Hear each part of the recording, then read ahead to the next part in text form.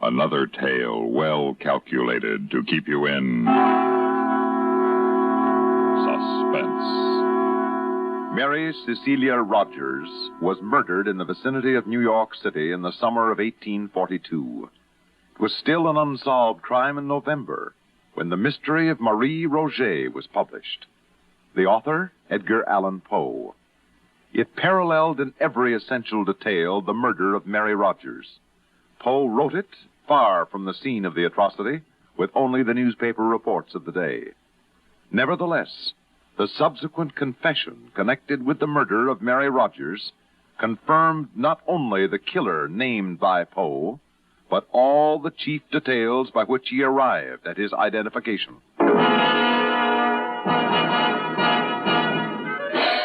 Good evening. My name is Dupin. I should like to extend an invitation. Regard first a certain event which truly occurred in New York City on a warm summer night in 1842. Secondly, I invite you to employ your imagination and displace that same event, intact with all of the essential facts, to a cobbled old-world Paris on an identical warm and fragrant summer night in the same year. Lastly, and most interesting, I should like to invite you to attend that event. It is a murder.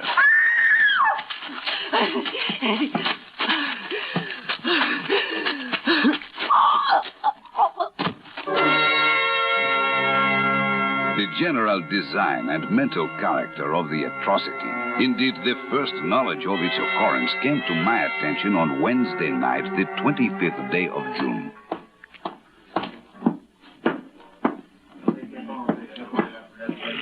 Who is the prefect of police? I am, monsieur. Dupin? Yes, monsieur. Oh, thank you for coming, monsieur. I wasn't certain my messenger would find you. No, this way, monsieur.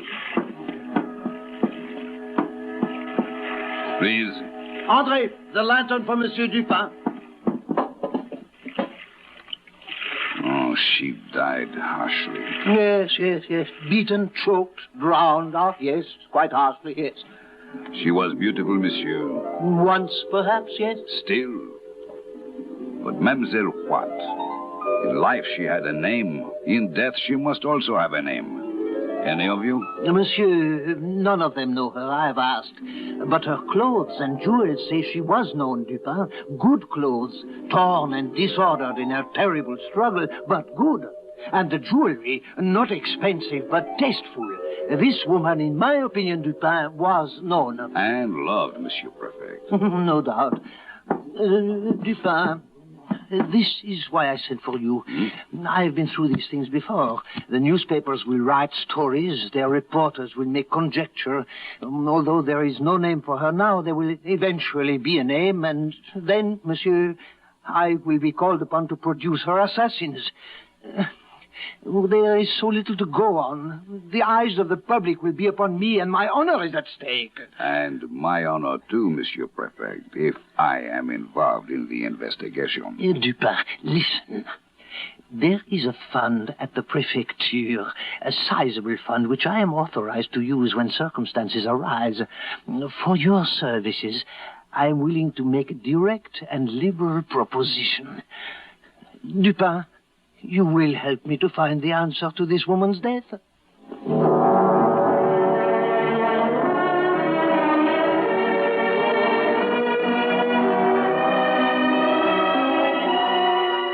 foam about the mouth, as in the case of the merely drowned monsieur.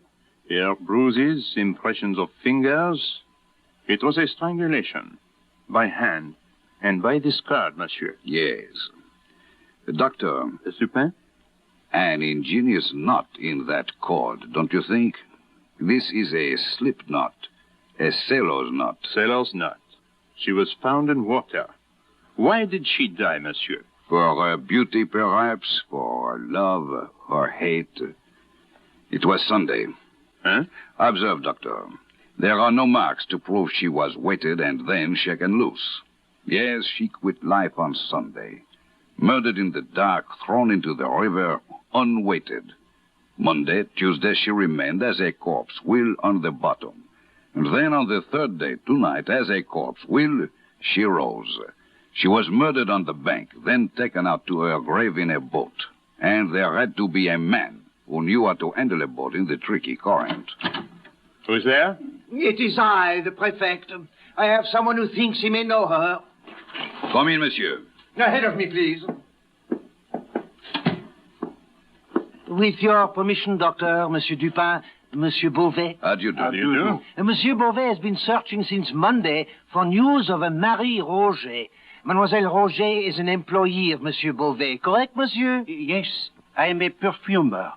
I called on her mother, Madame Roget, Monday when Marie did not appear at my shop. Madame informed me that Marie had left Sunday to visit her aunt at Roget. She has not yet returned. I see. And what else? Well, I cannot say, monsieur. So far, I have ascertained that she never arrived at Roget. And indeed, no one has seen her since Sunday. Not even Jacques Saint-Eustache. Who is Jacques Saint-Eustache, Beauvais? Monsieur Saint-Eustache is the accepted suitor of Marie Roget. He lodges and takes meals at the pension kept by Madame Roget. He was to have gone for his betrothed at dusk Sunday, and to have escorted her home.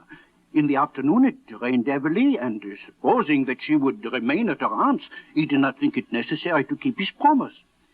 She has stayed there under similar circumstances. And where is Jacques Saint-Eustache at this moment? Searching and anxious as I am for Marie Roget.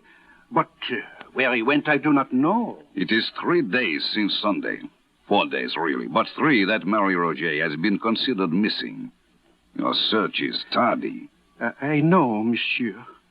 Well? I am at your mercy. She has disappeared twice. Ah. The first time she disappeared was about 3 years ago.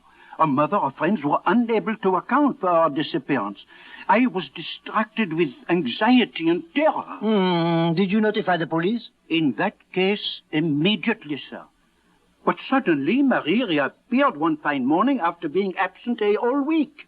So you did not call the police this second time she disappeared? Well, what has happened once, it can happen again, monsieur. What did happen that week she was away? I do not know. I do not honestly know. But you doubt the story of visiting a relative. I will not say.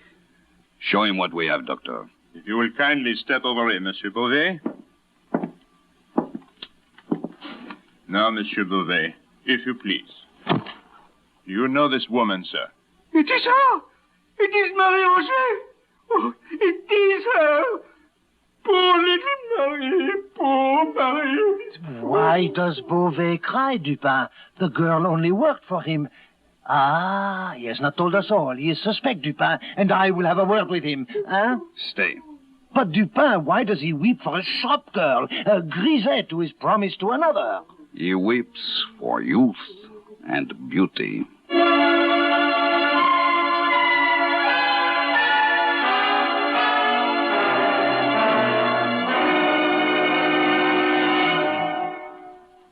In just a moment, we will return for the second act of Suspense.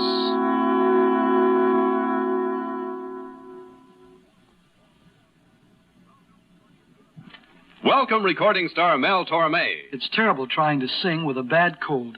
So I always take 4-way cold tablets to relieve cold miseries fast. Good idea. Tests of all the leading cold tablets proved 4-way fastest acting. 4-way starts in minutes to relieve muscular pains, headache, reduce fever, calm upset stomach, also overcomes irregularity. When you catch cold, try my way. Take 4-way cold tablets. The fast way to relieve cold distress and feel better quickly. 4-way, only 29 cents. Our program will continue in a moment after a word about another fine product of Grove Laboratories. Does dandruff dull your hair, leave scalp itchy? Get Fitch Dandruff Remover Shampoo and get rid of unsightly dandruff in 3 minutes. 3 minutes with Fitch regularly is guaranteed to keep embarrassing dandruff away forever. Apply Fitch before wetting hair, rub in 1 minute. Add water, lather 1 minute. Rinse 1 minute. Every trace of dandruff goes down the drain. 3 minutes with Fitch, unsightly dandruff's gone. Fitch can also leave your hair up to 35% brighter. Fitch Dandruff Remover Shampoo. Dupin again. You will recall the event we have been attending in Paris. I invite you now to keep in mind this solemn fact that Marie Roget died violently, that her lover, Jacques Saint-Eustache, is missing. Where she died, who administered her death, for what reason, remain to be known. Attend at this point another event, if you will, which was arranged by that zealous and righteous man, the prefect of police. Ah, thank you for coming, Dupin. You have located the lover, Saint-Eustache? Saint-Eustache? Oh, no, he's unimportant, I assure you. Somewhere right now he drinks and tries to forget. But what I have here is important, most important. Madame Dulac, if you please. Good evening, gentlemen. Good evening. This is Madame Dulac. She has something of interest to tell you, and I have something of interest to show you. Good evening, madame.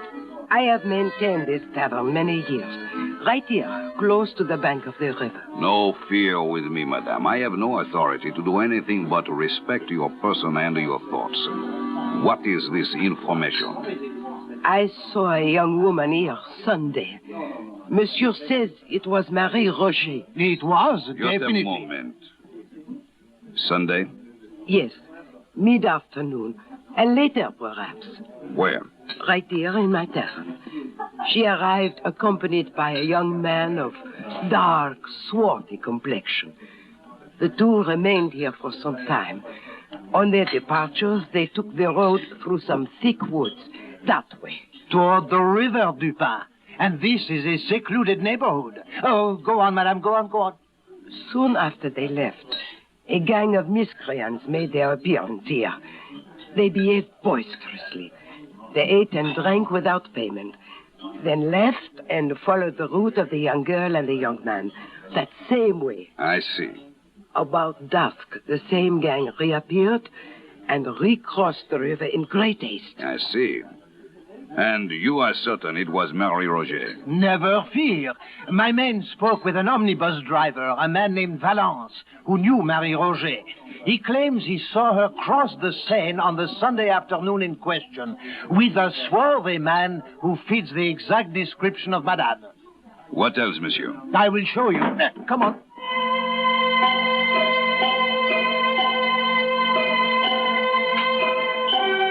I followed him through the back of the tavern into the thick woods which lined the Seine at that point. He stopped when we had come to a close thicket, within which were 3 or 4 large stones, forming a kind of seat with a back and a footstool. Note, Dupin, a white petticoat here, and here a silk scarf, parasol, gloves, pocket handkerchief. Inspect the handkerchief, Dupin. Thank you. You note the name Marie Roget embroidered there? Yes. So this is the place she met her death. Of course it is, and I have found it. Look, the earth is trampled where she struggled, and over here, bushes still broken. Every evidence of a terrible struggle. And here, the fence has been taken down, and the ground shows that some heavy burden was dragged along it, toward the river. Come, look for yourself. Ah, what do you say now? I am wondering. Wonder? We have facts now, sir. Important facts. Do you recall a strip of one of the unfortunate girl's petticoats had been tied about her mouth, probably to prevent her screams? I do. This was done by fellows who had no pocket handkerchiefs. Miscreants, Dupin. Miscreants such as those who visited Madame Dulac's tavern and later went the same way as Marie Roget and her companion. There are many such gangs about here. Now, all we have to do is locate them, and I know how to do that.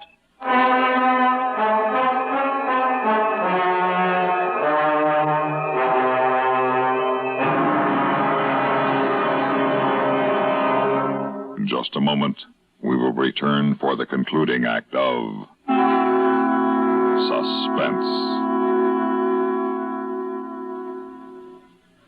Pepsi-Cola refreshes without filling. Why? Because it's truly light. Charlie, you're forgetting something. Wait, Kay, there's more. Yes, ice-cold Pepsi is the delicious refreshment that goes great at a picnic or a party. But, Charlie... And Pepsi goes fast. People like it, so keep plenty handy. There. Oh, you did fine, except for one thing. Well, I mentioned lightness and how Pepsi refreshes and how fast it goes. You left out Pepsi sociability. You know the Be Sociable song. But, Kay, I can't sing. I can. Listen. Be sociable, look smart, keep up to date with Pepsi. Drink light, refreshing Pepsi. Stay young and fair and debonair. Be sociable, have a Pepsi. Well, at least I can say this. Pick up an extra carton of Pepsi today. Please do.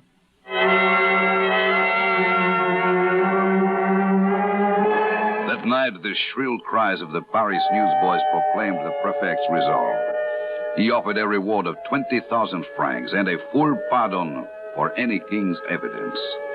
It was an accepted conclusion that Marie Roget had been waylaid and slain by a gang of miscreants in the vicinity of Madame Dulac's tavern. Well, are you defeated, Monsieur Dupin, now that I have solved the mystery of Marie Roget? No, monsieur. I have doubled the reward. Soon one of the miscreants will come forward. Then you will see. 40,000 francs should be temptation enough. 20,000 was temptation enough. What? No one will come forward, sir. A gang such as he is hoped for would be composed of men who have never seen more than 100 francs at one time. 20,000 would bring all of them, if they had any knowledge of Marie Roget's murder. They are just waiting, you know that. Waiting? When each is in jeopardy because of the other? Oh, we shall see, Dupin. Wait. It was one man. Huh? A man who dragged the body of Mademoiselle to the river's edge. A gang, even two men, could have carried it. A gang would have lifted it over the fence easily instead of taking a fence down, as it was taken down. One man labored hard. My conjecture is as good as yours. Are you talking of Saint-Eustache? No, he is quite unguilty. Monsieur, allow me to point out that the newspapers, the police, all have identified themselves with what apparently happened. We must consider what did not happen. First, a gang did not set upon her and murder her. Secondly, Marie Roget had no intention of visiting her aunt at Rue des Drômes when she left her mother and lover last Sunday morning. Dupin, if you have confidential information, explain yourself. I have the same information as you, nothing else. You said she had no intention of visiting her aunt that day. Why do you say that? Monsieur, consider what might have happened if her intended, Jacques Saint-Eustache, had called for her at her aunt's and discovered she was not there, that she had not been there all day. He would have been chagrined, suspicious, angry.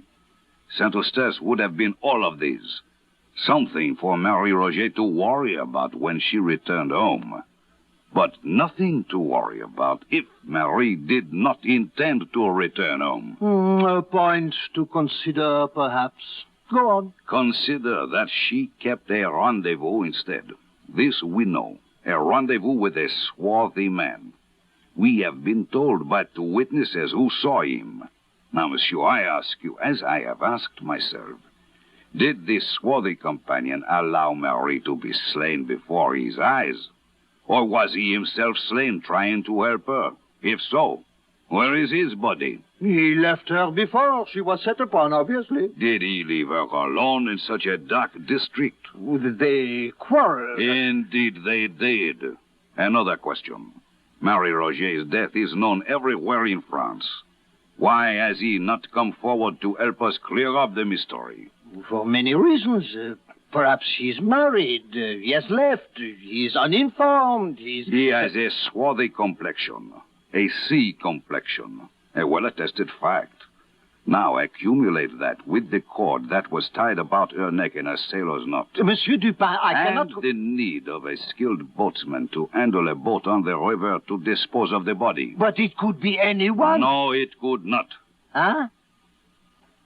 Marie Roget was a gay, not an abject girl. And no common seaman for her. An officer. A naval officer, monsieur. Like the one who might have led her into a false elopement the first time she disappeared. 3 years pass.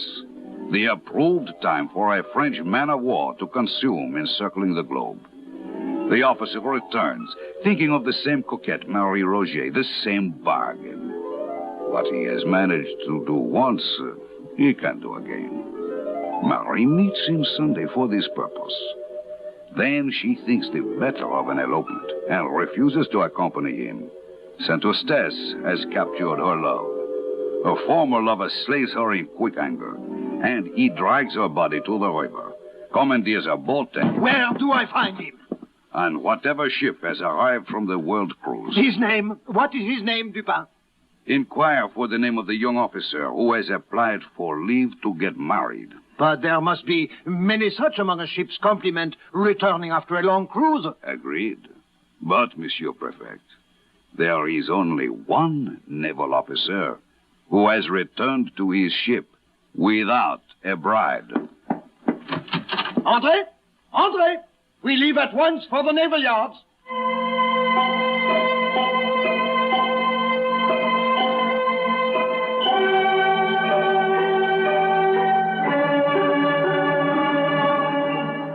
It has been an interesting evening.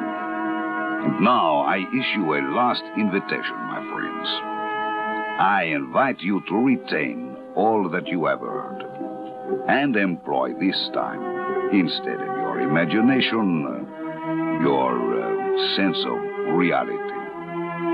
For Marie Roget of Paris was truthfully Mary Rogers of New York. Let your reality move you back to New York City on a winter day, some months after the event described, in the darkening afternoon, inside a gray stone building. I invite you to attend another event I think you will find significant.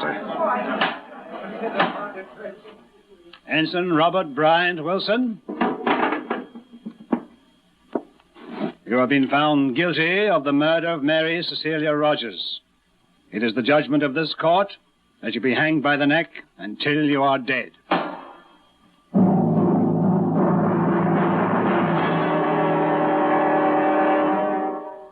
Suspense. You've been listening to The Mystery of Marie Roget, a story by Edgar Allan Poe, written for Suspense by E. Jack Newman. In a moment, the names of our players and a word about next week's story of Suspense.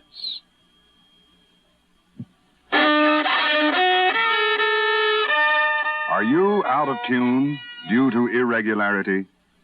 Then help yourself get back in tune with Kellogg's All Brand. Pleasant, isn't it?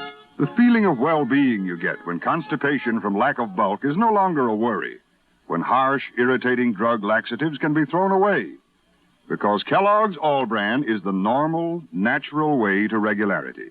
Its whole brand content gentles away constipation, supplies your system with the bulk-forming foods you need for youthful regularity.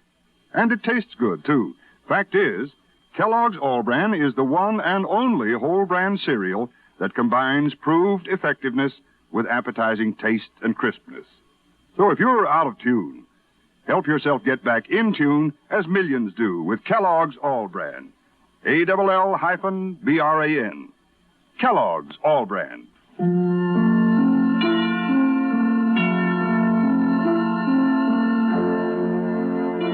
Heard in tonight's story were Jackson Beck as Dupin, Bob Dryden as the Prefect, and Guy Repp as Beauvais.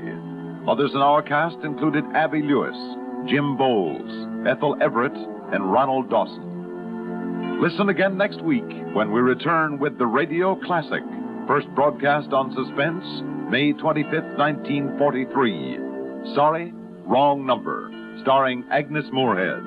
Another tale well calculated to keep you in suspense on CBS Radio.